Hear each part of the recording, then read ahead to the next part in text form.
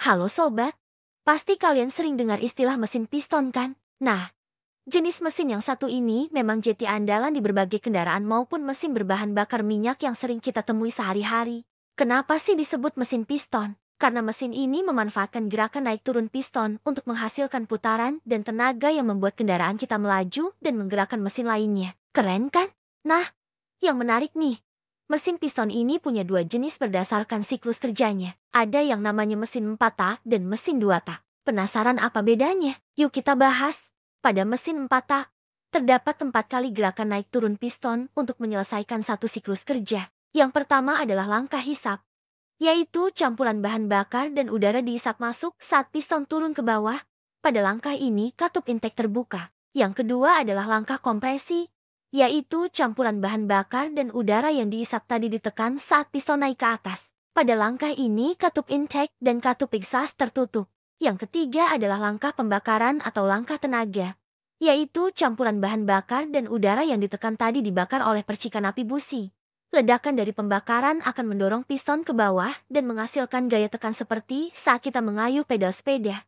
Pada langkah ini katup intake maupun exhaust tertutup. Yang keempat adalah langkah buang, yaitu saat piston naik kembali ke atas dan mendorong hasil pembakaran keluar melalui lubang pembuangan.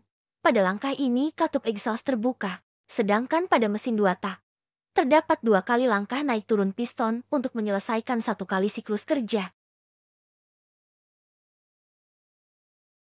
Pada mesin 2 tak, ruang bakar di atas piston terhubung dengan rongga poros engkol di bagian bawah piston melalui lubang dan saluran transfer. Lubang transfer ini terbuka dan tertutup secara otomatis oleh gerakan naik turun piston dan tidak memerlukan mekanisme buka tutup katup seperti pada mesin 4 tak. Terhubungnya ruang di bagian atas dan bawah piston menjadikan mesin 2 tak tidak dapat menampung oli dalam bentuk cair di dalam mesin. Oli harus dicampur bersama bahan bakar dan udara untuk kemudian dihisap masuk bersama ke dalam mesin. Campuran oli yang berupa kabut ini menjadi pelumas mesin dan ikut terbakar bersama campuran bahan bakar dan udara. Itulah sebabnya mesin 2 tak mengeluarkan asap tebal. Langkah hisap pada mesin 2 tak terjadi saat piston bergerak naik.